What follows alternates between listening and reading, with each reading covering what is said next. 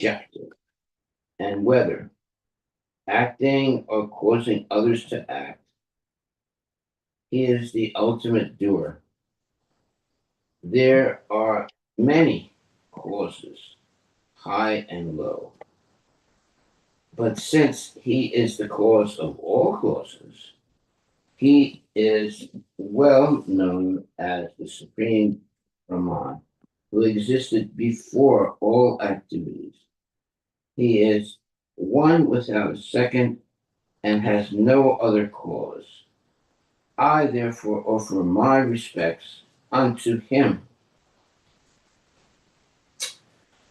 Okay, very nice. 1 second. The Supreme Purport, the Supreme Personality of Godhead, Krishna, is the original cause as confirmed in the Bhagavad Gita. Aham sarvasya prabhava. Even this material world, which is conducted under the modes of material nature, is caused by the Supreme Personality of Godhead, who therefore also has an intimate relationship with the material world.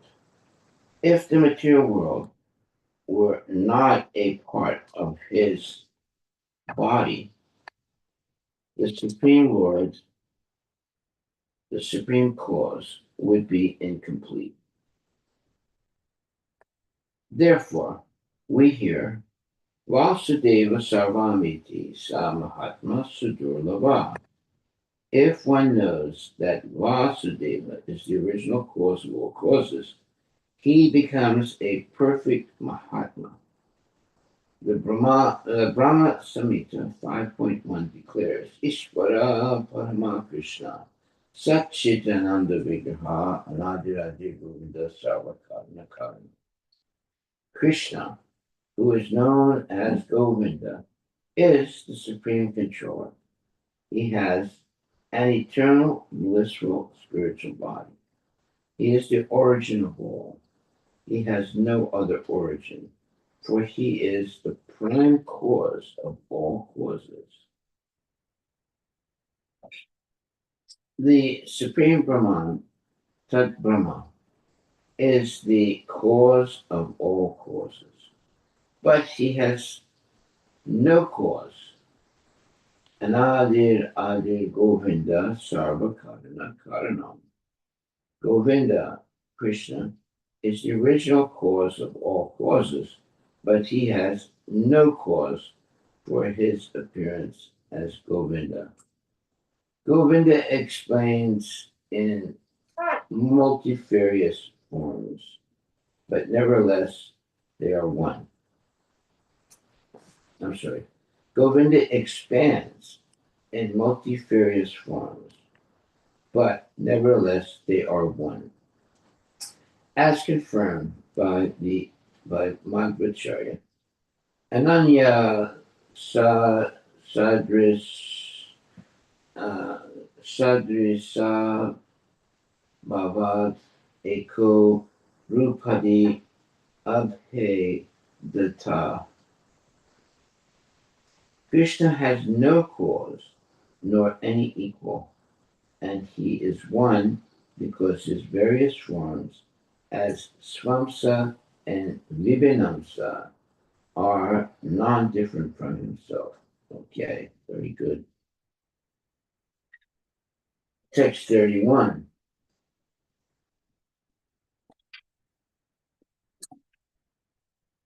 Let me offer my respectful obeisances unto the all-pervading Supreme Personality of God, who possesses unlimited transcendental qualities, acting from within the cores of the heart of all philosophers who propagate various views. He causes them to forget their own souls, while sometimes agreeing and sometimes disagreeing among themselves. Thus, he creates within this material world a situation in which they are unable to come to a conclusion. I have my obeisances unto him. Purport by Srila Prabhupada. Since time immemorial, or since the creation of the cosmic manifestation, the conditioned souls have formed various parties of philosophical speculation. But this is not true of the devotees. Non devotees have different ideas of creation, maintenance, and annihilation, and therefore they are called vadis and prativadis, proponents and counter proponents. It is understood from the statement of Mahabharata that there are many munis or speculators. Tarkopatista sutayo vibhina nasav rishir yasya matam nabinam. All speculators must disagree with other speculators. Otherwise, why should there be so many opposing parties concerned with ascertaining the supreme cause? Philosophy means finding the ultimate cause. As Vedanta Sutra very reasonably says, Atato Brahma Jignasa, human life is meant for understanding the ultimate cause. Devotees accept that the ultimate cause is Krishna because this conclusion is supported by all Vedic literature and also by Krishna himself, who says, Aham sarvasya prabhava. I am the source of everything. Okay, sorry. Devotees have no problem understanding the ultimate cause of everything, but the non-devotees must face many opposing elements because everyone who wants to be a prominent philosopher invents his own way. In India, there are many parties of philosophers, such as the Dvaitavadis, the Advaitavadis, Vaisesikas, Mimamsasakas, Mayavadis, and Svabhavavadis, and each of them opposes the others. Similarly, in the Western countries, there are also many philosophers with different views of creation, life, maintenance, and annihilation. Thus, it is undoubtedly a fact that there are countless philosophers throughout the world, each of them contradicting the others. Now, one might ask why there are so many philosophers if the ultimate goal of philosophy is one. Undoubtedly, the ultimate cause is one, the Supreme Brahman. As Arjuna told Krishna in Bhagavad Gita in 10.12, Param Brahma, Param Dhamma, Pavitram Paramam Bhavam, Purusham Sasvatam Divyam, Adidevam Ajam Vibham. You are the Supreme Brahman, the ultimate, the supreme abode and the purifier, the absolute truth, and the eternal divine person. You are the primal God, transcendental and original, and you are the unborn and all pervading beauty.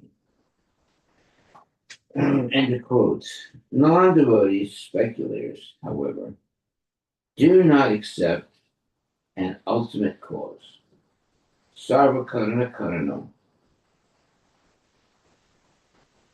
because they are ignorant and bewildered concerning the soul and its activities.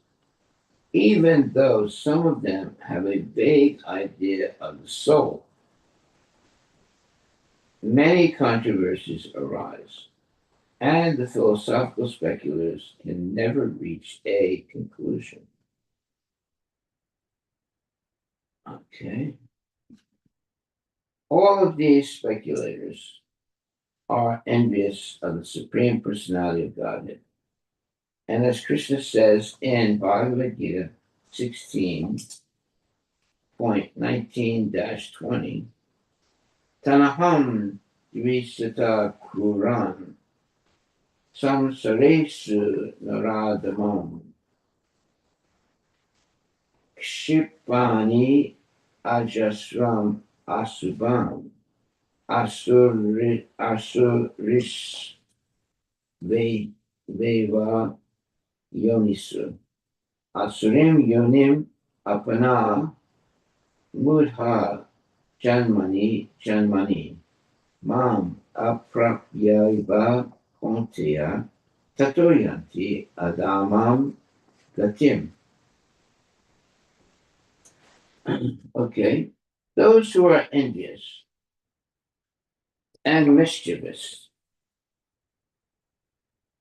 who are the lowest among men, are cast by me into the ocean of material existence, into various demoniac species of life, attaining repeated birth among the species of demoniac life. Such persons can never approach me. Gradually, they sink down to the most abominable type of existence because of their envy of the Supreme Personality of Godhead. Non devotees are born in demoniac families, life after life. They are great offenders, and because of their offenses, the Supreme Lord keeps them always bewildered. Kurvanti chaisam muhur atma moham. The Lord, the Supreme Personality of Godhead, purposely keeps them in darkness. Atma moham. The great authority, Parashara, the father of Vyasadeva, explains the Supreme Personality of Godhead thus. Yana Shakti Balas Varya Virya Te Jamsi Asesata Bhagavach Shabda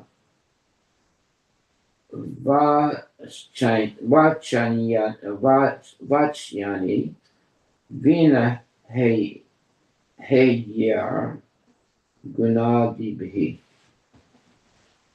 The demonic speculators cannot understand the transcendental qualities, form, pastime, strength, knowledge, and opulence of the Supreme Personality of Godhead, which are free from material contamination. Vina Hayar Gunadibi. These speculators are envious of the existence of the Lord.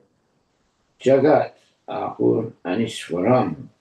Their conclusion is that the entire cosmic manifestation has no control.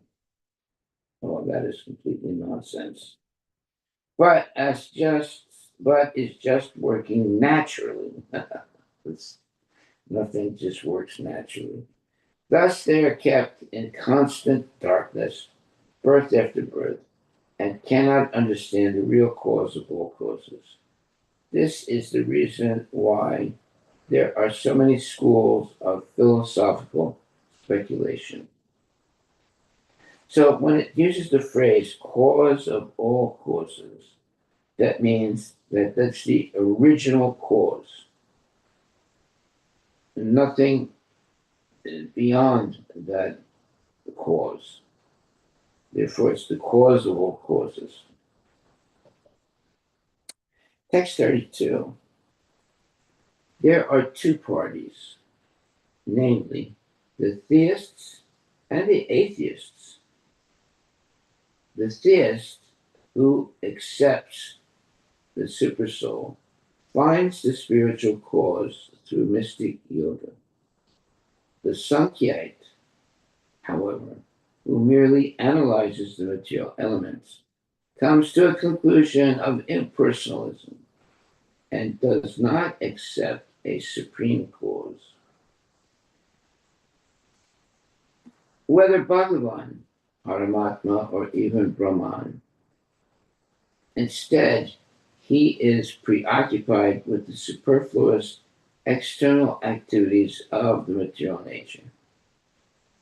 Ultimately, however, both parties demonstrate the absolute truth because although they offer proposing statements, I'm sorry, although they offer opposing statements, their object is the same ultimate cause.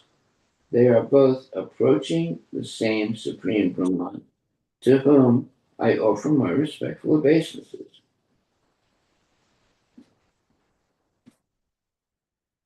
Now, see, that's a very important statement because uh, anyone, even if someone is not, let's say, a pure devotee, but there are certain things that are so impelling that they have to accept, uh, and they come to the same point in philosophy. So here it says uh, that there are two parties, namely the theist and the atheist. Okay, the theist who accepts the supersoul finds the supreme cause. I'm sorry, finds the spiritual cause through mystic yoga. Okay. The Sankhyates, however, who merely analyzes the material elements, comes to a conclusion of impersonalism and does not accept a supreme cause, whether Bhagavan, Paramatma, or even Brahman. Instead, he is preoccupied with the superfluous external activities of material nature.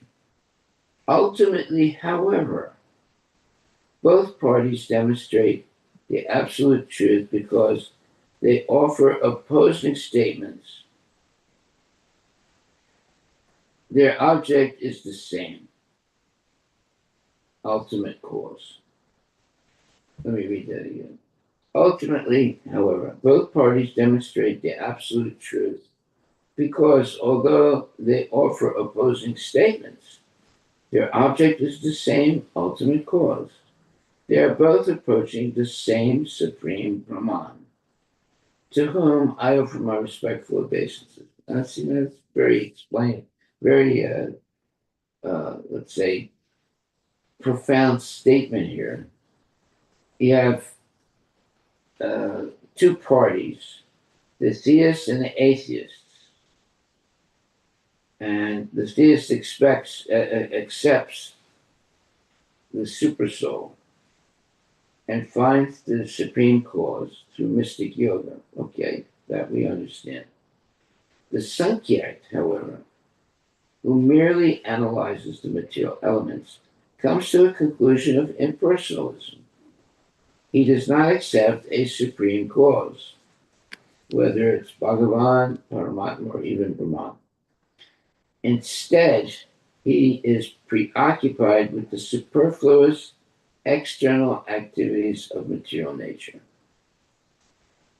Ultimately, however, both parties demonstrate the absolute truth because although they are offering opposing statements, their objects their object is the same, ultimate cause. Wow, what would that be? It's Krishna, that same ultimate cause. They are both approaching the same supreme Brahman, there it is, to whom I offer my respectful obeisances. Purport by His Divine Grace, A.C. Bhaktivedanta Swami Prabhupada. Actually, there are two sides to this argument. Some say that the Absolute has no form, nirakara, and others say that the Absolute has a form, sakara. Therefore, the word form is the common factor, although some accept it, asti or astika, whereas others try to negate it, nasti or nastika. Since the devotee considers the word form, akara, the common factor for both, he offers his respectful obeisances to the form, although others may go on arguing about whether the Absolute has a form or not. Very, very good statement. In this verse, the word yoga sankayo, sankayayo, is very important. Yoga means bhakti yoga because yogis also accept the existence of the all-pervading supersoul and try to see that supersoul within their hearts. As stated in Srimad Bhagavatam 12.13.1, Dhyana Vastita Tad Katena Manasa Pasyanti Yam Yogina. The devotee tries to come directly in touch with the Supreme Personality of Godhead, whereas the yogi tries to find the supersoul within the heart by meditation. Thus, both directly and indirectly, yoga means bhakti yoga. Sankhya, however, means physical study of the cosmic situation through speculative knowledge. This is generally known as Jnana Shastra. The Sankhyas are attached to the impersonal Brahman, but the absolute truth is known in three ways. Brahmeti, Paramatmeti, Bhagavaniti, Sabdyate. The absolute truth is one, but some accept him as impersonal Brahman, some as the super soul existing everywhere, and some as Bhagavan, the Supreme Personality of Godhead. The central point is the absolute truth. Although the impersonalists and personalists fight with one another, they focus upon the same Param Brahman, the same absolute truth. In the Yoga Shastras, Krishna is described as follows. Krishnam Pisangamam Pisangavaram Abhujeksanam Shastras. Krishna is described as follows. Krishnam Pisangavaram Ambujeksanam Chaturpucham Sankha Gadadi Uda Yudam. Thus, the pleasing appearance of the Supreme Personality of Godhead's bodily features, his limbs and his dress are described. The Sankhya Shastra however, denies the existence of the Lord's transcendental form.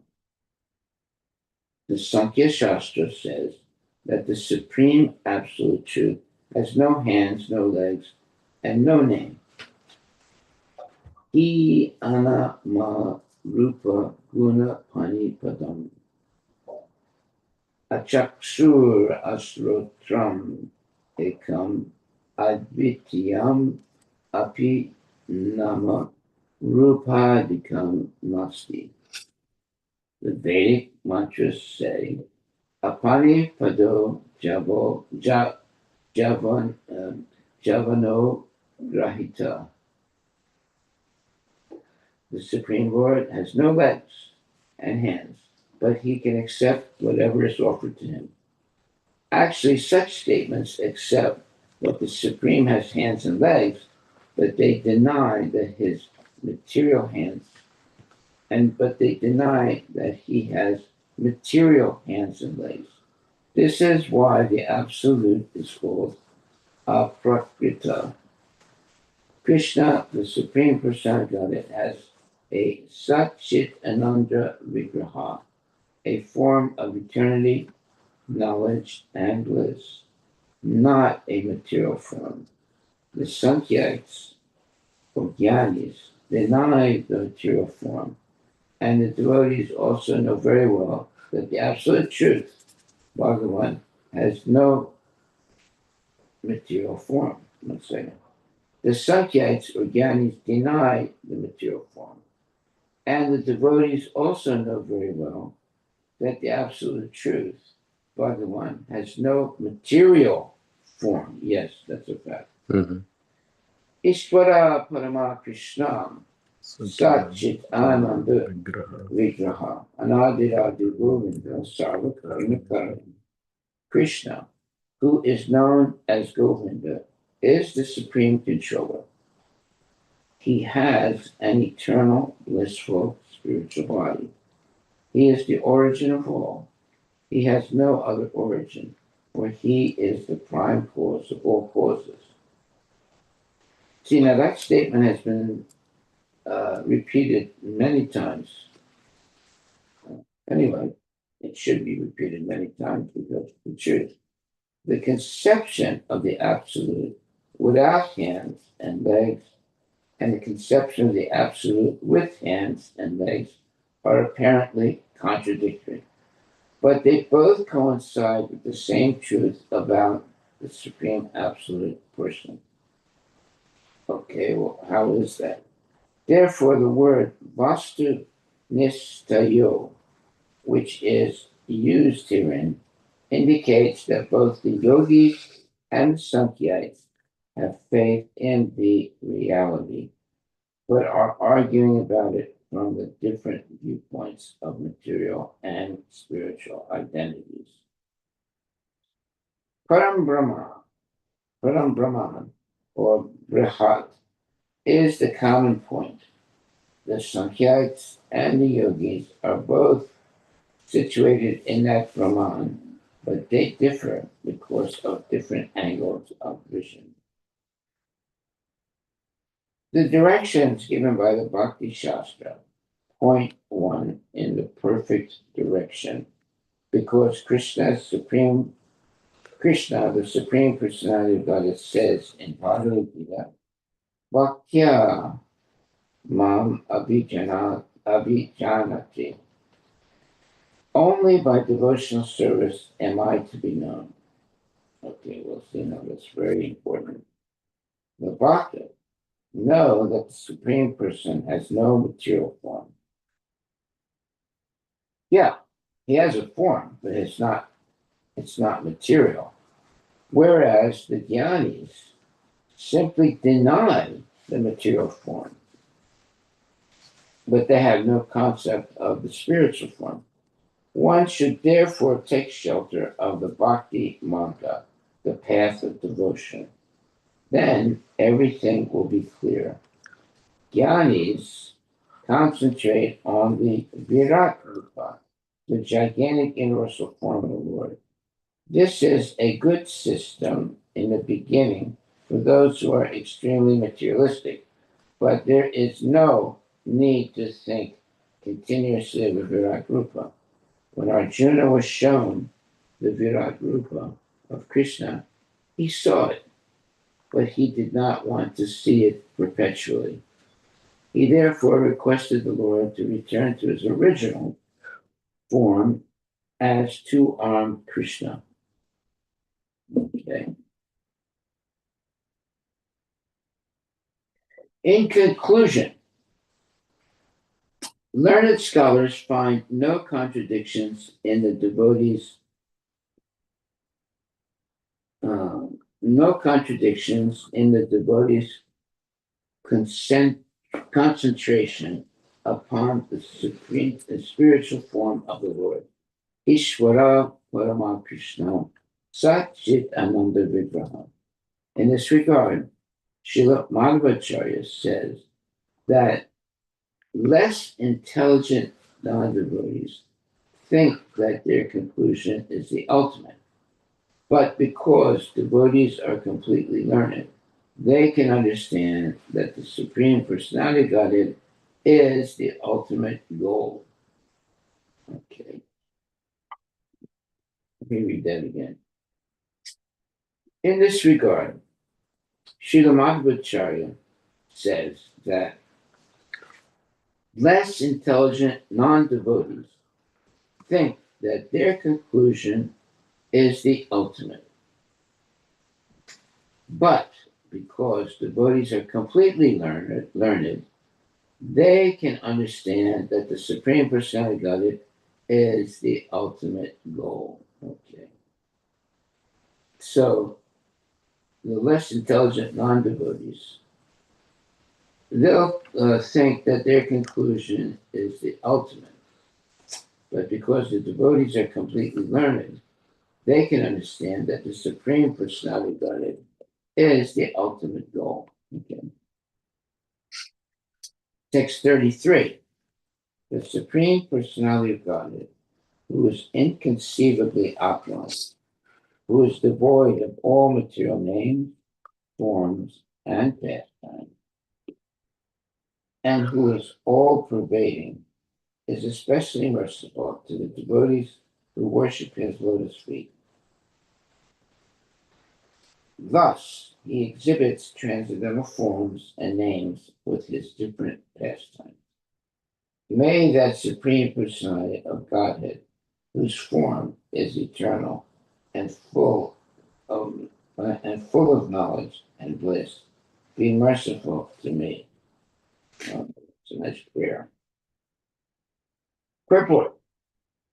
In regard to the significant word Anama Rupa, Sri Siddhartha Goswami says, Prakrita Nama Rupa Rahito Pi. The word Anama, which means having no name, indicates that the Supreme Personality of Godhead has no material name. Yes. Simply by chanting the name of Narayana to call his son Ajamila attains salvation. This means that Narayana is not an ordinary mundane name. It is non-material. The word Anama therefore indicates that the names of the Supreme Lord do not belong to this material world. The vibration of the Hare Krishna Maha Mantra is not a material sound, and similarly, the form of the Lord and his appearance and activities are all non-material. Very important statement. Mm-hmm. To show his causeless mercy to the devotees, as well as to the non-devotees, Krishna, the Supreme Personality of Godhead, appears in this material world with names, forms, and pastimes, all of which are transcendental. Unintelligent men who cannot understand this think that these names, forms, and pastimes are material. and therefore they deny that he has a name or a form. Considered with scrutiny, the conclusion of non devotees who say that God has no name and that devotees who know that his name is not material are practically the same. The Supreme Personality of Godhead has no material name, form, birth, appearance, or disappearance, but nevertheless he takes his birth, Janma. As stated in Bhagavad Gita, Ajopisan Aviyatma Utanam Ishwaropisan Prakritim Swam Adistaya Sambhavami Atmamayaya. Although the Lord is unborn, Aja, and his body never undergoes material changes, he nevertheless appears as an incarnation, maintaining himself always in the transcendental stage, Sudasattva. Thus, he exhibits his transcendental forms, names, and activities. That is his special mercy toward his devotees. Others may continue merely arguing about whether the absolute truth has form or not. But when a devotee, by the grace of the Lord, sees the Lord personally, he becomes spiritually ecstatic. Unintelligent persons say that the Lord does nothing. Actually, he has nothing to do, but nevertheless, he has to do everything, because without his sanction, no one can do anything. The unintelligent, however, cannot see how he is working and how the entire material nature is working under his direction. His different potencies work perfectly. Okay, so that, see, now to understand this, you have to go over it very slowly. And Prabhupada is clarifying so many things here. For example, he says, in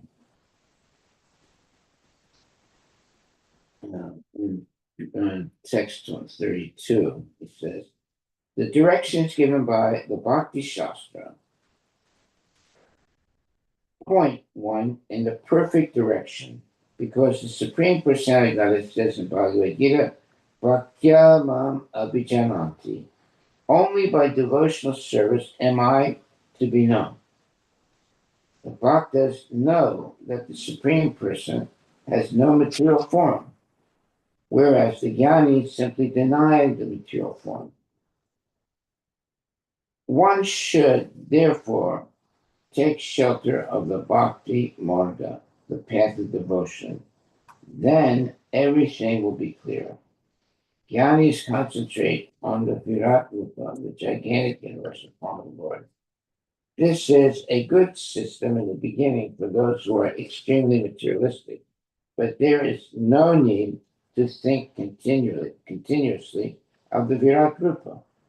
When Arjuna was shown the Virat Rupa of Krishna, he saw it, but he did not want to see it perpetually. He therefore requested the Lord to return to his original form as two-armed Krishna. In conclusion, the learned scholars find no contradictions in the devotees' concentration upon the spiritual form of the Lord. Ishvara Parama Krishna Satchitananda Vigraha.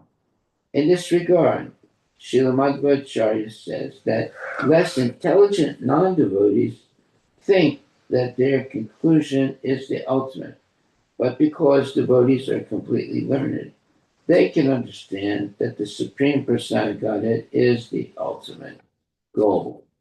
Okay. All right, so now we'll go back to finish the purport of the text 33, which says, the Supreme Personality of Godhead, who is inconceivably opulent, who is devoid of all material names, forms, and pastimes, and who is all-pervading, is especially merciful to the devotees who worship his lotus feet. Thus he exhibits transcendental forms and names with his different pastimes. May that Supreme Personality of Godhead, whose form is eternal and full of knowledge and bliss, be merciful to me. Okay, so I'm going to read this purport again because it's very long. In regard to the significant word anama rupa, Sri Sridhara Swami says, Prakrita nama rupa rahitopi. The word anama, which means having no name, indicates that the Supreme Personality Godhead has no material name. Simply by chanting the name of Narayana to call his son, Ajamila attained salvation. This means that Narayana is not an ordinary, mundane name. It is non-material. The word Anama, therefore, indicates that the name of the Supreme Lord, that the names of the Supreme Lord do not belong to this material world. Yeah, they're all spiritual. The vibration of the Hare Krishna Mahamantra is not a material sound. And similarly, the form of the Lord and his appearance and activities are also non-material. To show his causeless mercy to the devotees, as well as to the non-devotees, Krishna, the Supreme Personality of Godhead, appears in this material world with names, forms, and pastimes, all of which are transcendental. Unintelligent men who cannot understand this think that these names, forms, and pastimes are material, and therefore they deny that he has a name or a form. Well, the Jews, they claim that you can't say the name of God. Look that up. So normally they say Adonai to refer to God, but ultimately they say you can't actually say the name of God. Yeah, Jews. Yeah. Yeah. Okay. Yeah.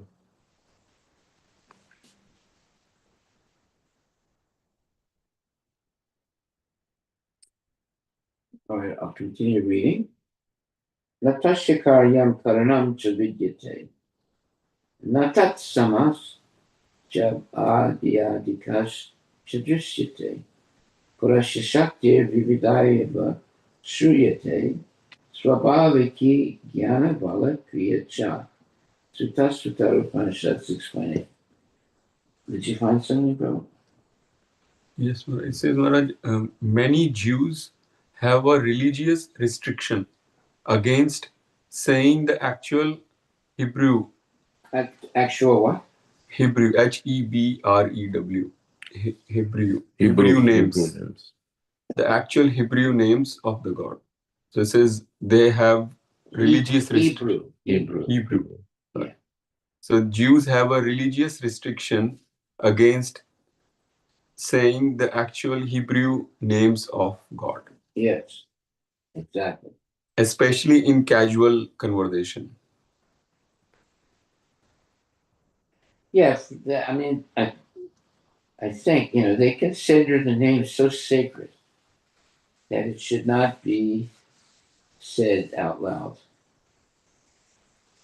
because you might make a mistake on how to pronounce it or something like that. So to avoid that type of a mistake, they say that you can't say the name of God. YHWH. That's considered the most sacred name of the God revealed in the Torah, often pronounced as Adonai during the prayer or Hashem, the name in everyday speech, since the true pronunciation is traditionally not spoken loud. Right.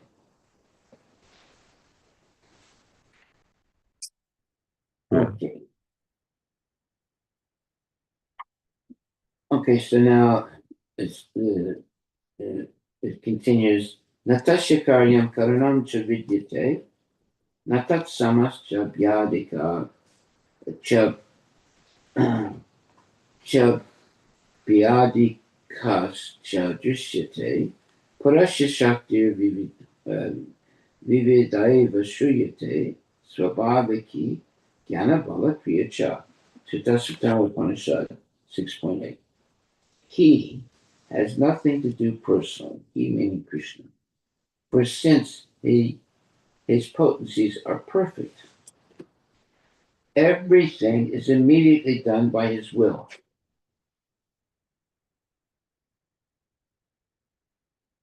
Persons to whom the Supreme Personality of Godhead is not revealed cannot see how he is working, and therefore they think that even if there is a God, he has nothing to do or has no particular name. Actually, the Lord's name already exists because of his transcendental activities. The Lord is sometimes called Guna Karma Nama because he is named according to his transcendental activities.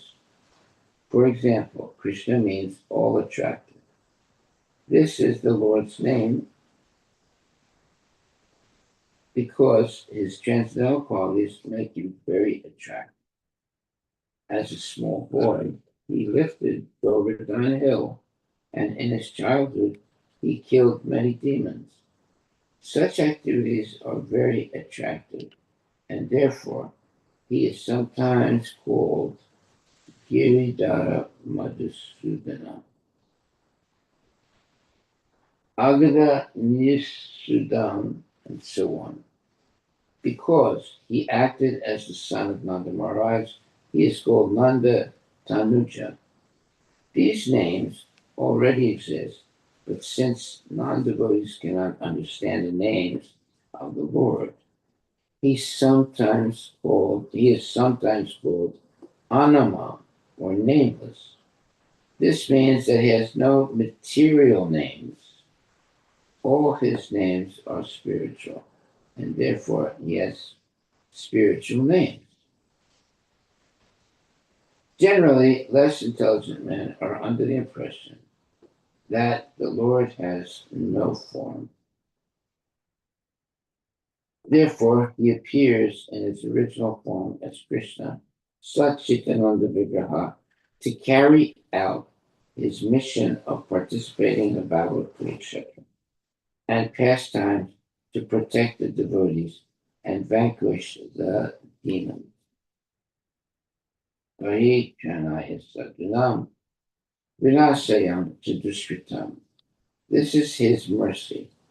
For those who think that he has no form and no work to do, Krishna comes to show them that indeed his words, sorry, this is his mercy. For those who think that he has no form and no work to do, Krishna comes to show that indeed he works. He works so gloriously that no one else can perform such uncommon acts. Although he appeared as a human being, he married 16,108 wives, which is impossible for a human being to do. The Lord performed such activities to show people how great he is,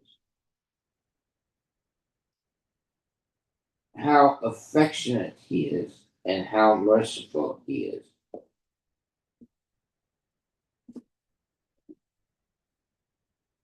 Although his original name is Krishna, Krishnastu Bhagavan Swayam. He acts in unlimited ways. And therefore, according to his therefore, according to his work, he has many, many thousands of names. Yeah, different activities, and there are names for each one. Text 34. As the air carries various characteristics of the physical elements, like the aroma of a flower or colors resulting from a mixture of dust in the air. The Lord appears through lower systems of worship according to one's desires. Although he appears as the demigod and not in his original form, what is the use of these other forms? May the original Supreme Personality of Godhead please fulfill my desires. Okay. Purport. The impersonalists imagine the various demigods to be forms of the Lord. For example, the Mayavadis worship 5 demigods. Panchopasana. They do not actually believe in the form of the Lord, but for the sake of worship, they imagine some form to be God. Generally, they imagine a form of Vishnu, a form of Shiva, and form of Ganesha, the sun god, and Durga. This is called Panchopasana. Daksha, however, wanted to worship not an imaginary form, but the supreme form of Lord Krishna.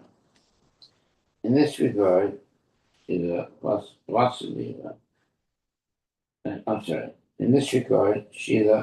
Vishwanatha Chakravarti Thakura describes the difference between the Supreme Personality of Godhead and an ordinary living being.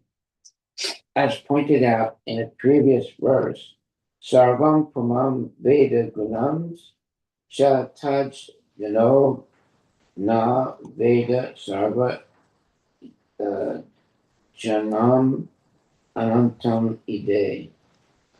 The omnipotent Supreme Lord knows everything, but the living being does not actually know the Supreme Personality of Godhead. As Krishna says in Bhagavad Gita, I know everything, but no one knows me. This is the difference between the Supreme Lord and an ordinary living being. In a prayer in Srimad Bhagavatam, Queen Kunti says, my dear Lord, you exist inside and outside, yet no one can see you. The conditioned soul cannot understand the Supreme Personality of Godhead by speculative knowledge or by imagination. One must, therefore, know the Supreme Personality of Godhead by the grace of the Lord.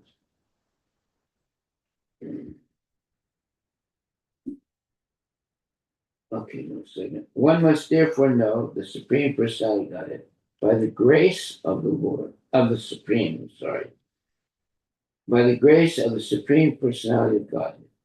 He reveals himself, but he cannot be understood by speculation. As stated in Srimad Bhagavatam 10.14.29, Atapite Deva Padam Bujadvaya Prasada Lesana Grihita Evahi Janati Tatvam Bhagavan Mahimno Nachanya Eko Pichiram Vichinvan. My Lord, if but favored by even a slight trace of the mercy of your lotus feet, he can understand the greatness of your personality.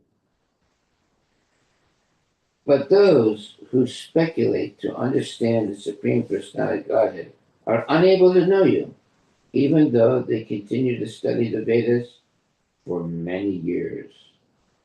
This is the verdict of the Shastra. An ordinary man may be a great philosopher and may speculate upon the absolute truth, upon what the absolute truth is, what his form is, and where he is existing. But because, excuse me, but be, okay, it says, this is the verdict of the Shastra. An ordinary man may be a great philosopher and may speculate upon what the absolute truth is, what his form is, and where he is existing. But he cannot understand these truths. Sevan Mukhehi Jivado Swayam Eva Svaratyada. One can understand the Supreme Personality of Godhead only through devotional service. This is also explained by the Supreme Personality of Godhead himself in Bhagavad Gita. Bhaktya mam abhijanati yavanyaschasvi tatvata. Bhagavad Gita 1855. One can understand the Supreme Personality of Godhead as he is only by devotional service. Unintelligent persons want to imagine or concoct a form of the Supreme Personality of Godhead by devotees. No, I'm sorry. Unintelligent persons want to imagine or concoct a form of the Supreme Personality of Godhead, but devotees want to worship the actual personality of Godhead.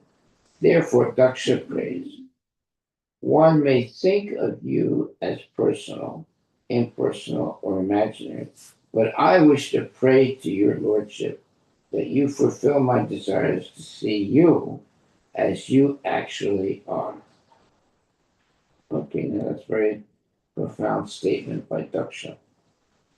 Srila Vishwanatha Chakravarti Thakura comments that this verse is especially meant for the impersonalist who thinks that he himself is the supreme because there is no difference between the living being and God. The Mayavadi philosopher thinks that there is only one supreme truth and that he is also the supreme truth. Actually, this is not knowledge, but foolishness. And this verse is especially meant for such fools whose knowledge has been stolen by illusion. Maya Pita Jnana. Vishwanath Chakravarti Thakur says that such persons, Jnani Manina, think themselves very advanced, but actually they are unintelligent. In regard to this, Srila Madhvacharya says, Swadehastaham Harim Prahur Adama Jivam Evatu Madhyamas Chapi Anir Nitam Jivad Vinam Janardanam. There are three classes of men. The lowest, Adama, those in the middle, Madhyam, and the best, Uttama. The lowest Adama think that there is no difference between God and the living entity, except that the God entity is under designations, whereas Absolute Truth has no designations. In their opinion, as soon as the designations of the material body are dissolved, the jiva, the living entity, will mix with the Supreme. They give the argument of Gatakas Pratakas, in which the body is compared to a pot with the sky within and the sky without. When the pot breaks, the sky inside becomes one with the sky outside. And so, the impersonalists say that the living being becomes one with the Supreme. You see that this is bogus. This is completely bogus. It's Gatakas Patakas. This is their argument. But Shigla Madhvacharya says that such an argument is put forward by the lowest class of men. Another class of men cannot ascertain what the actual form of the Supreme is, but they agree that there is a Supreme who controls the activities of the ordinary living being. Such philosophers are accepted as mediocre. The best, however, are those who understand the Supreme Lord, Satchitananda Vigraha, Purna Nandadi Gunakam Sarvajiva Vilakshanam. His form is completely spiritual, full of bliss, and completely distinct from that of the conditioned soul or any other living entity. Uttamas tu Harim Prabhus Taram Taratam Yena Te Sucha.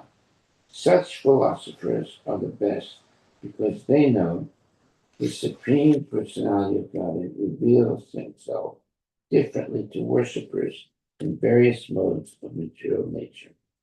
They know that there are 33 million demigods just to convince the conditioned soul that there is no supreme power and to indulge himself to agree to worship one of these demigods so that by the association of devotees he may be able to understand that Krishna is the Supreme Personality of Godhead. As Lord Krishna says in Bhagavad Gita, Matak Parataram Nanyat Kinchit Asti Dhananjaya. There is no truth superior to me. Aham Adir Devanam. I am the origin of all demigods. Aham Sarvasya Prabhava. Okay. So these are the conclusions of the Shastra. And one who accepts these conclusions should be considered a first-class philosopher. Such a philosopher knows the Supreme Personality of Godhead is the Lord of the demigods. Deva Deveswaram Sutram Anandam Prana Vedina. Okay, I think our time is over, right? Right. Yeah, we'll stop right there because a bunch of long purports coming up. Okay, so let's see here. There's so many things that was discussed. It's just amazing. What is the takeaway for today? 1 second.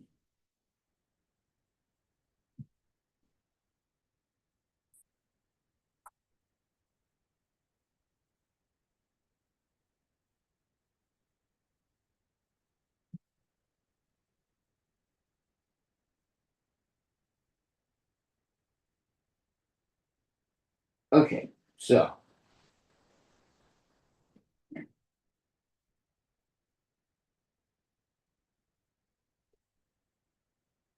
we'll go back and it says there are 3 classes of men. The lowest, Adama, those in the middle, Madhyama, and the best, Uttama.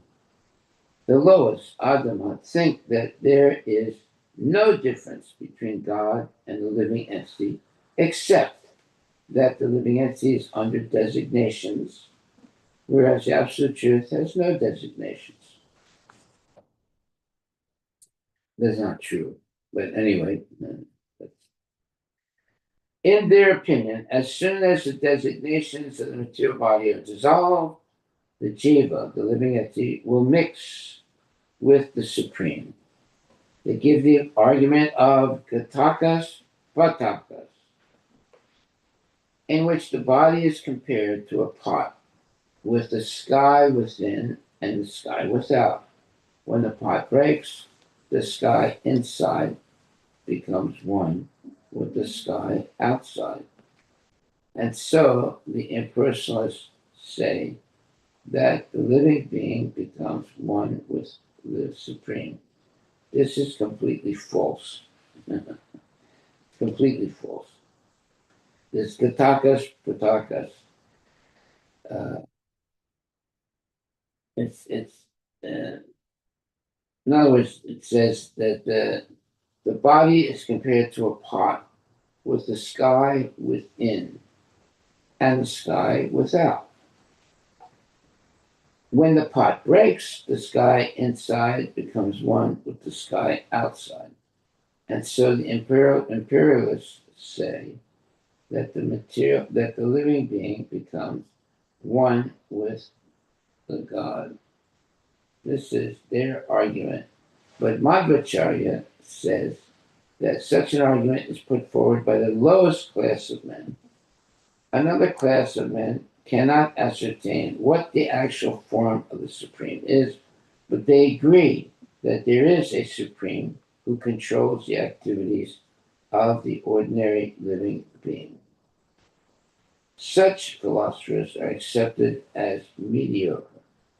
Best, however, to those who understand the Supreme Lord and they attach to him.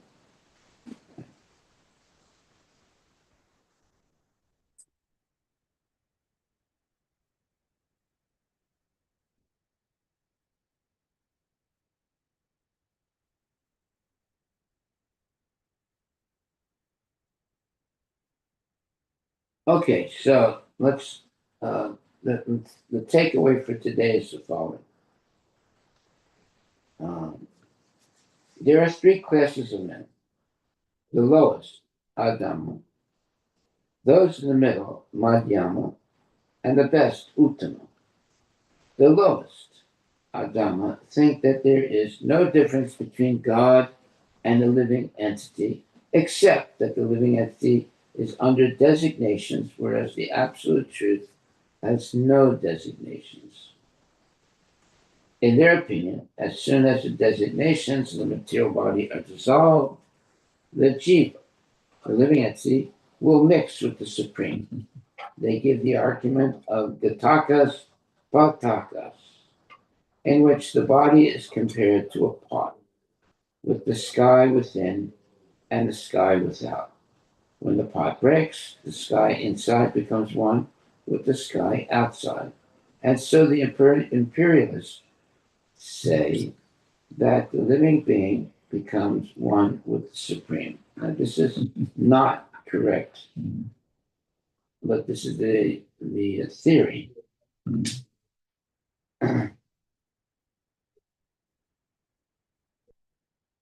This is their argument, but Srila Madhvacharya says that such an argument is put forward by the lowest class of men. Another class of men cannot ascertain what the actual form of the Supreme is, but they agree that there is a Supreme who controls the activities of the ordinary living being.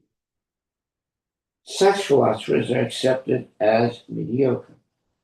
The best, however, are those who understand the Supreme Lord, Sat Chitananda Vigraha, Purnanandi, Purna Anandi, Gunatam Sarva Jiva Vilakshanam. His form is completely spiritual, full of bliss, and completely distinct from that of the conditioned soul or any other living entity. Uttamas tu Haryam Prahus Taran Tam Yena Jenu Okay, I'm sorry. Let's start over again. The best, however, are those who understand the Supreme Lord, Satchitananda Vigraha, Pur Na Nandadi Gunakam Sarva Jiva Vilakshanam. His form is completely spiritual, full of bliss, and completely distinct from that of the conditioned soul or any other living entity.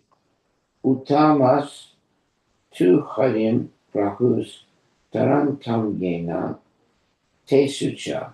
Such philosophers are the best because they know that the Supreme Personality Godhead reveals himself differently to different worshippers in various modes of material nature. They know that there are 33 million demigods.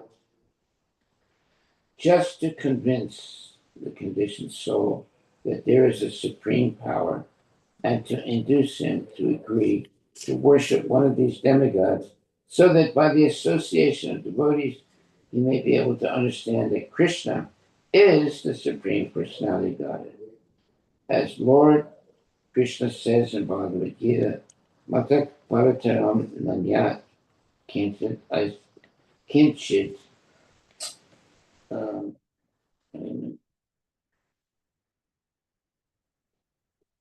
yeah. Asti In Dhananjaya. Bhagavad Gita, Mata Parataram Nanyat Kinchit Asti Dhananjaya. There is no truth superior to me.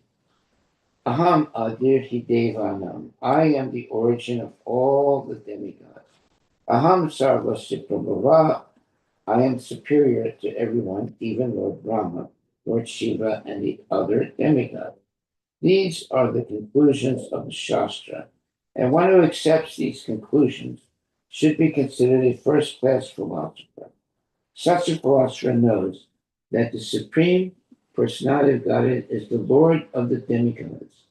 Deva Deveswaram Sutram Ananda Prana Vedinam. And it goes now to a verse, text 35 to 39. And I think we'll stop right there and we'll continue tomorrow. We'll do text 35 to 39. Okay, so the main point that's being made here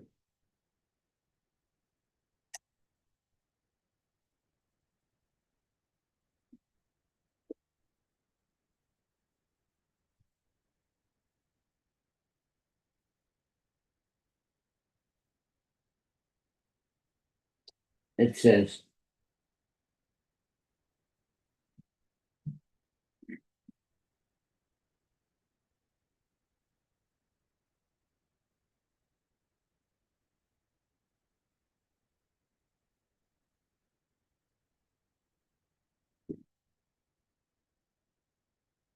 all right, so we have this Gatakas Patakas.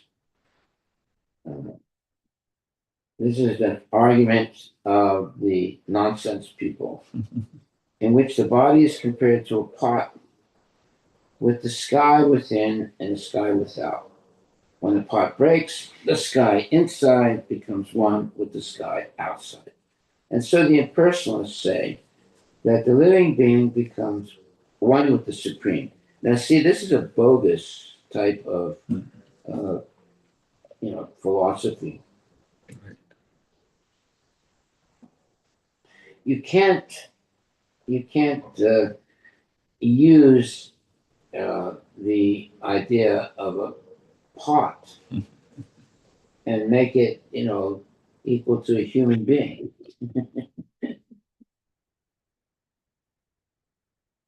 So that's why Srila Madhvacharya says that such an argument is put forward by the lowest class of men. Okay, now we're getting to the truth.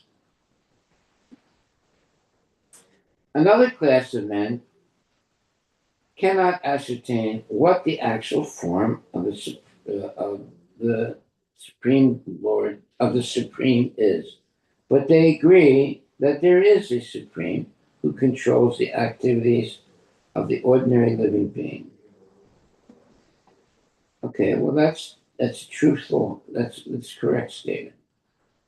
Such philosophers are accepted as mediocre. The best, however, are those who understand the Supreme Lord, Satchitananda Vigraha, Purnanandadi, Gunakam Sarva Jiva Vilakshanam. His form is completely spiritual, full of bliss, and completely distinct from that of the conditioned soul or any other living entity. Uttamastu Harim Prahus Taram Tam Yena Tesucha. Such philosophers are the best because they know that the Supreme Personality of Godhead reveals himself differently to worshippers in various modes of material nature.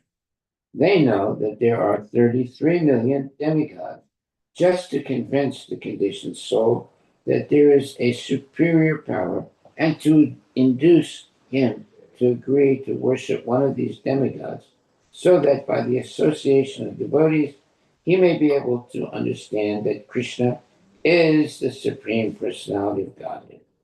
As Lord Krishna says in Bhagavad Gita, Mata Parataram Namyat Kinchit Asti Dhananjaya. There is no truth superior to me. Aham Adirti Devanam. I am the origin of all demigods. Aham Sarvasya Brahmava. I am superior to everyone, even Lord Brahma, Lord Shiva, and other demigods. These are the origin of all demigods. Aham Sarvasya Prabhavo. I am superior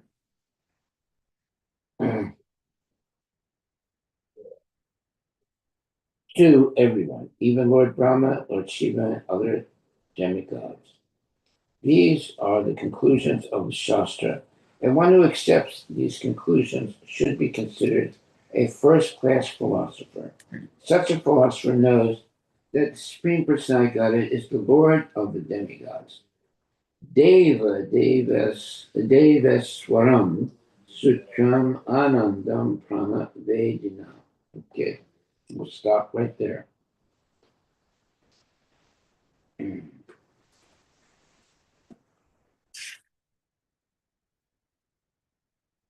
Any questions?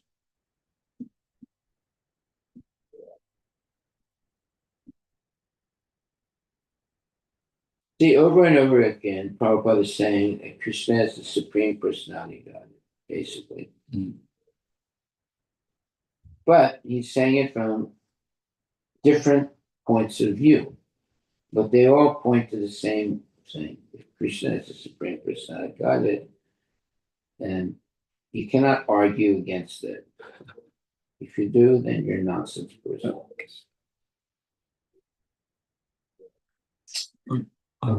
Yeah. On this Patakas, Maharaj. Yes, that's a phony philosophy. It says that there's a clay pot, right? And there's sky inside the pot and there's sky outside the pot. But when you break the small pot, then the sky connects or merges into the big sky, right? And therefore, it's Mayavad philosophy. In other words, everything is one, basically. They're using the wrong analogy. Yeah. To prove their point. They give the argument of Gatakas Patakas, in which the body is compared to a pot with the sky within and the sky without. When the pot breaks, the sky inside becomes one with the sky outside. And so the impersonalists say that the living being becomes one with the Supreme. In other words, living being becomes God. Correct. And in one of the lecture, Prabhupada has also talked about this Gatakas and Patakas. What did he say? I will just read a few lines from there. In the Bhagavad Gita, it is said that they are part and parcel of God Sanatana, eternally. Not that they have been cut off, just like the sky within the pot is walled by the wall of the pot. But actually, we are not walled. We are We're not what? walled. WALLED. W-A. LLED. Walled. It means. Wait a minute. W A A L L L L ED. wall. Oh, okay. Okay, go ahead. Read. So just like the sky within the pot is walled. Okay, that means the pot is containing the sky inside the pot. Yes. Walled by the wall of the pot. Yeah. But actually, we are not walled. We are individual. Every one of us are individual. We are not surrounded by some material wall. This material wall is supposed to be this body. Actually, we are individual, and therefore, because we are individual, according to our individual karma, we have got different types of body. So these are the doubts. When one become completely, I mean to say, cognizant with the Krishna consciousness science, is all doubts are removed.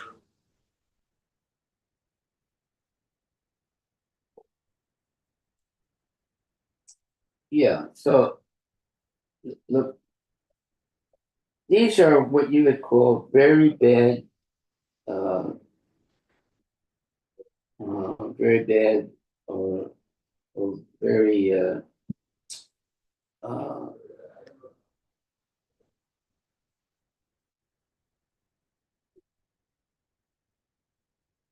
very bad examples. First of all, they're trying to they're trying to say, well, the living entity is like this pot that it has air in it. Well, living entity is not like a pot that has air in it, right? I think water. Huh? Water in the pot, and then sky comes. You can see the sky. Yeah, I mean, the living entity is different than a pot. And when the pot breaks, then it becomes one with everything. Sky. It's modified philosophy. They're very clever, like how Yeah.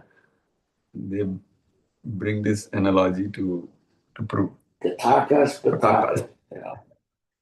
While the pot is existing, there is air inside the pot and air outside the pot. But you break the pot, then the air inside the pot merges, and that's their philosophy. It merges, and now the individual soul does not exist anymore. So it's a bogus philosophy, but people like it. The Mayavadis like this type of philosophy because when you become merged, it means that you've become God, basically. And but that's not philosophy.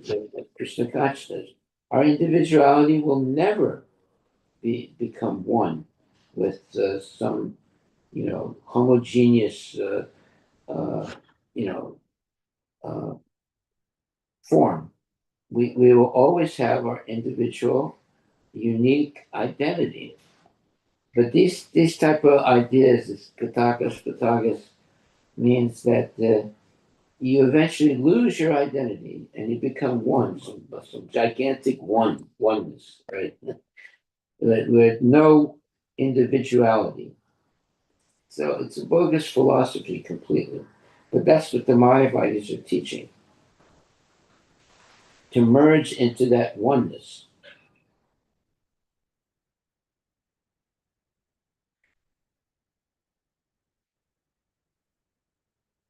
Okay, anyway, we'll stop there and we will. Okay, so our takeaway, what is it?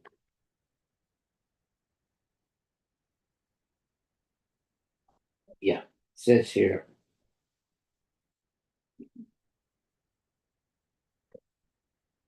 It says there are three classes of men. The lowest, Adama, those in the middle, Madhyama, and the best, Uttama. The lowest Adama thinks that there is no difference between God and the living entity, except that the living entity is under designations, whereas the absolute truth has no designation. Well, that's not true.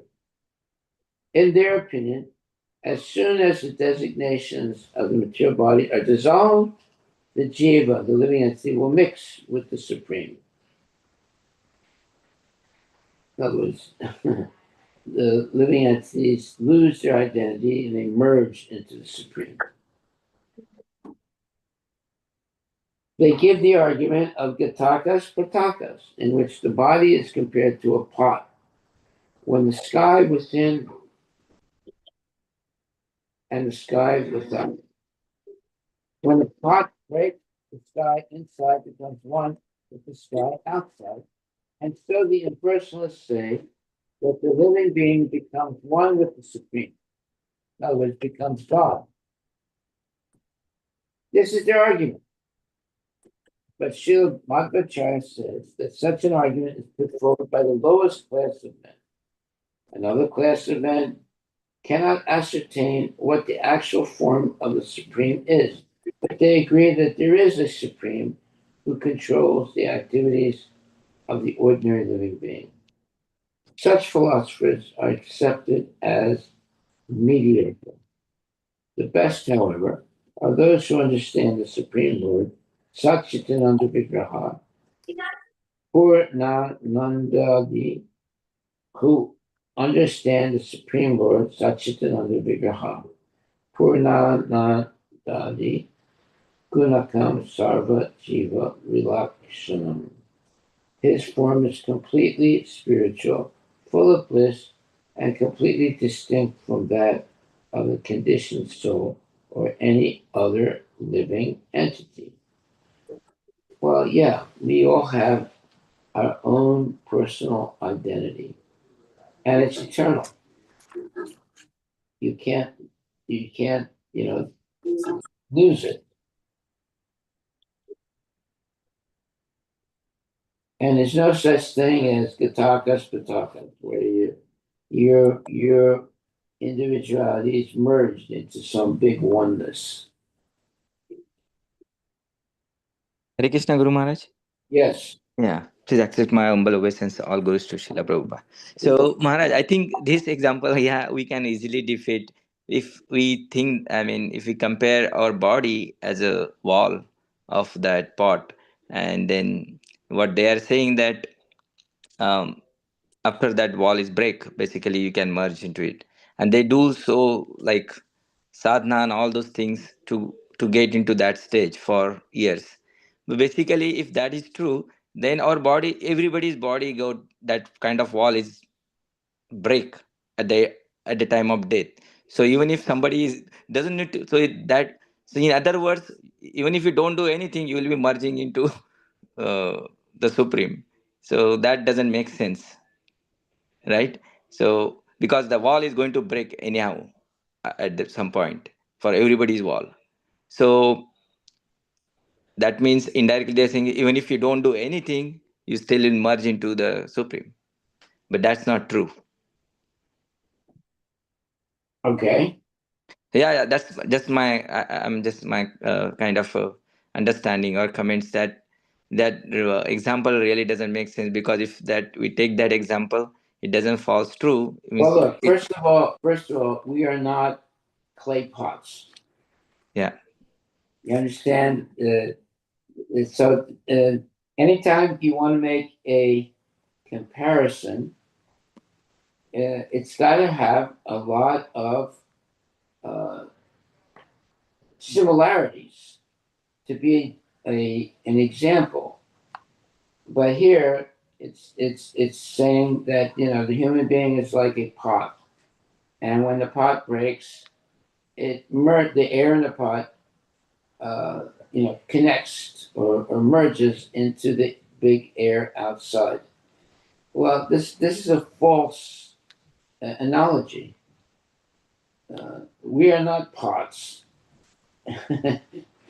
and when the pot and our pot, so-called pot, will never break because we have an eternal soul. So the whole, let's say, allegorical example is wrong. It's false. We're not pots, so you can't equate the living entity with a pot. So this is a false analogy.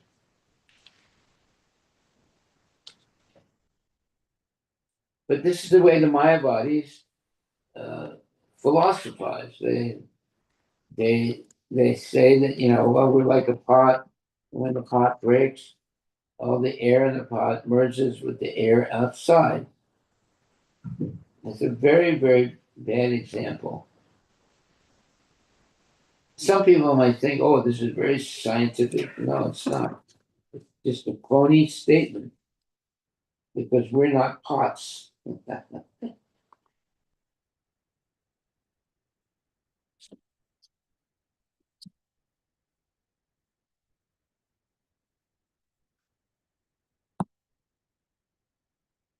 And that's why it says,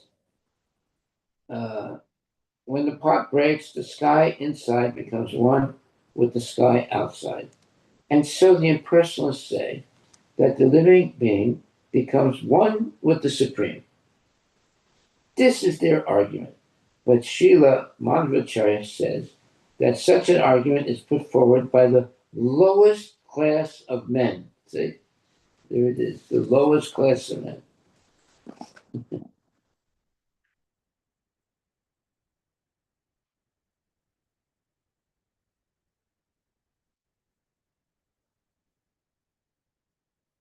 So the Mayavadis have come up with a misleading examples. And because the examples are misleading, we will think that at one point we lose our identity and we merge into this big universe and our individuality is destroyed. It never happens like that. But the Mayavadis are trying to force it to happen by false examples. We are not Gatakas Patakas, that example. We're not like a pot, and has some air inside and there's air outside. No, we're living beings. So you have to. It's a bad example to try and make something into a pot, as if the pot is representative of the human being. It's not. So it's a phony, what you would call example. When you try and make an example, it has to with something else. It's got to have many, many points of of that are many, many points of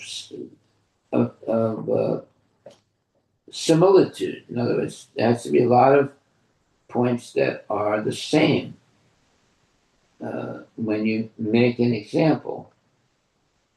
But here, they're trying to equate a pot with a human being. That is a very poor example.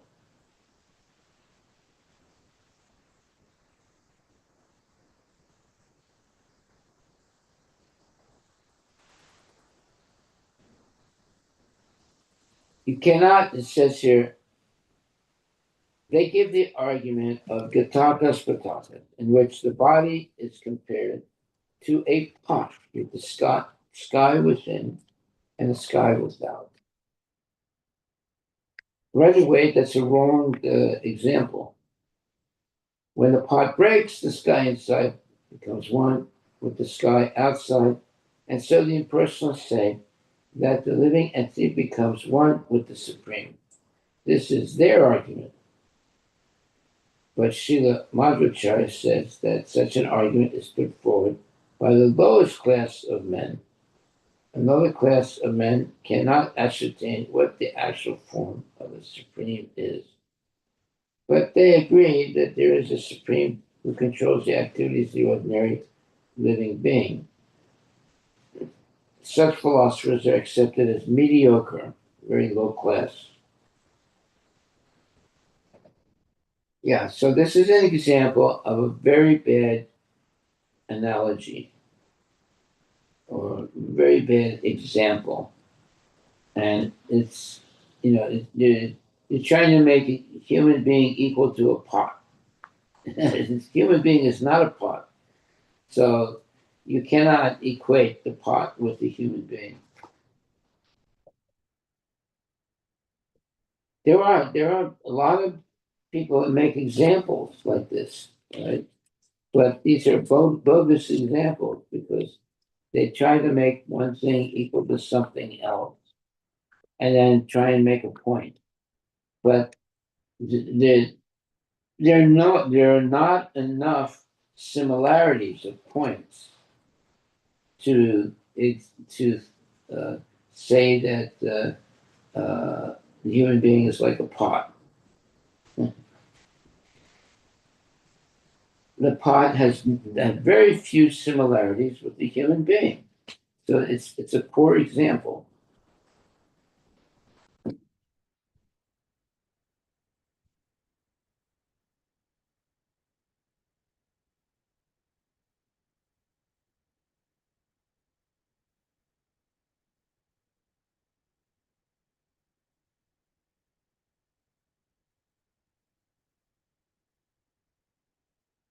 So here it is.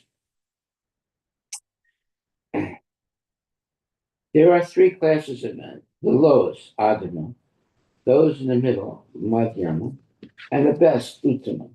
The lowest, Adama, think that there is no difference between God and the living entity, except that the living entity is under designation, whereas the absolute truth has no designations.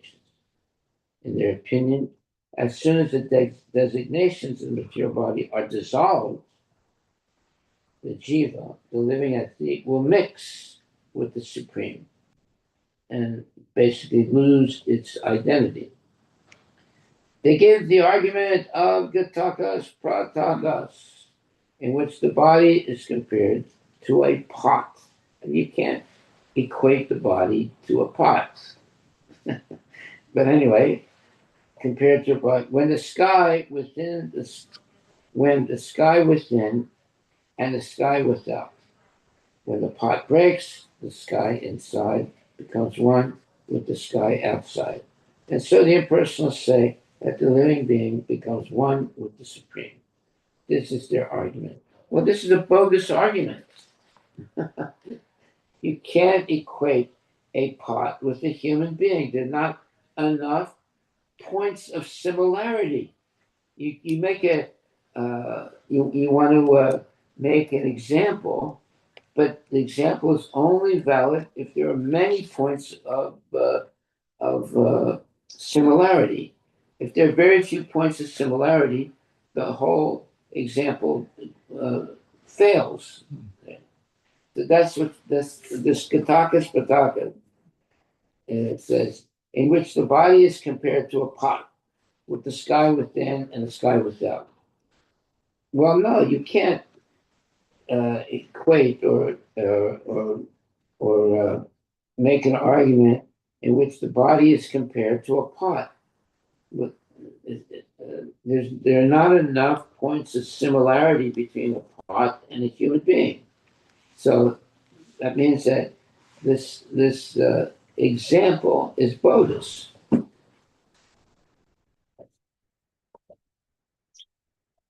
Okay.